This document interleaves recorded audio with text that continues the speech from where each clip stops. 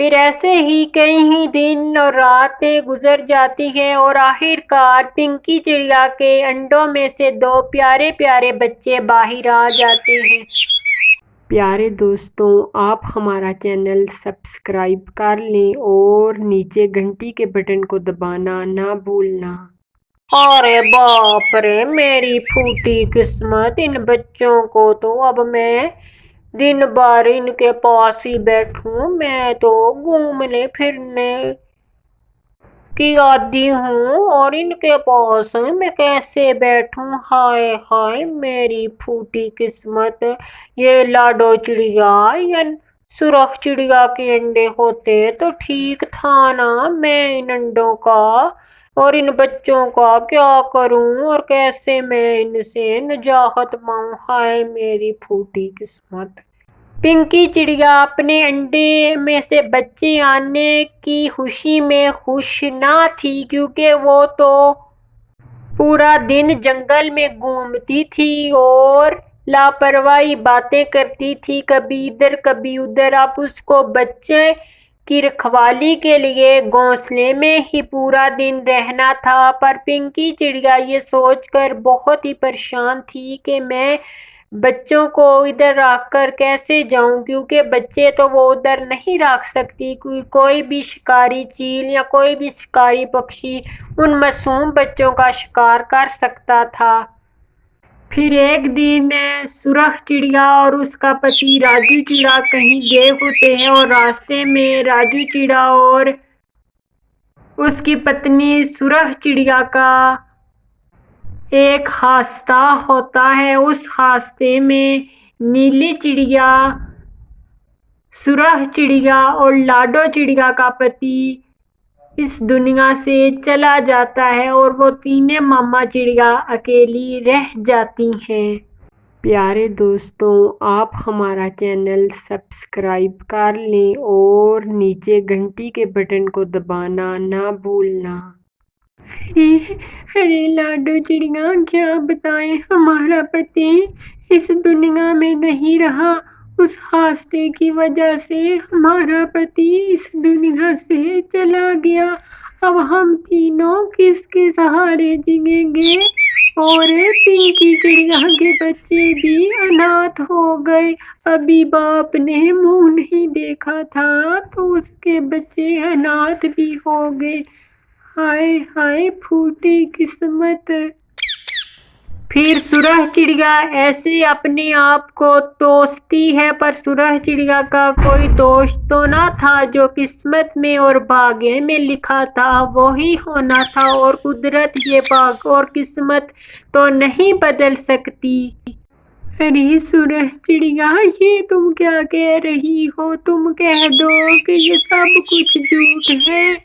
ہائے، جب یہ پنکی چڑیا کو پتہ چلے گا تو اس پر کیا بیتے گی؟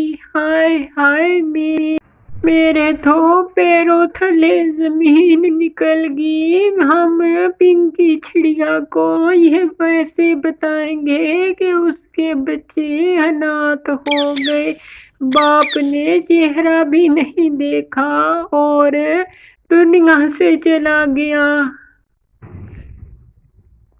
سرخ چڑیا اور لاڈو چڑیا آپس میں ایسے باتیں کر رہے تھے کہ اب تو ان کا پتی راجو چڑیا تو اس دنیا سے چلا گیا تھا، وہ کبھی بھی اب لوٹ کر نہیں آ سکتا تھا اور نہ ہی وہ اپنے معصوم بچوں کو دیکھ سکتا تھا۔ ارے آج تو راجو چڑیا پتہ نہیں کہاں رہ گئے، مجھے تو بہت ہی بھوک لگی ہے اور بچوں کو بھی بھوک لگی ہے، پتہ نہیں ابھی تک تو آ جانا چاہیے تھا انہیں۔ پھر ایسے ہی پنکی چڑیا باتیں کر رہی تھی کہ ابھی تک راجو کیوں نہیں آیا، پر راجو تو اب کبھی نہ آ سکتا تھا۔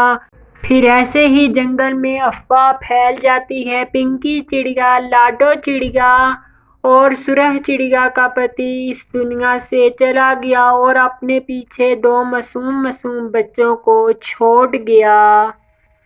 اور جب یہ سب اس راجو چڑے کا سنتے ہیں کہ وہ اس دنیا میں نہیں رہا، سارے پکشی پرندے بہت ہی زیادہ دکھی ہوتے ہیں۔ پھر ایسے ہی لاڈو چڑیا پنکی چڑیا کے پاس آتی ہے۔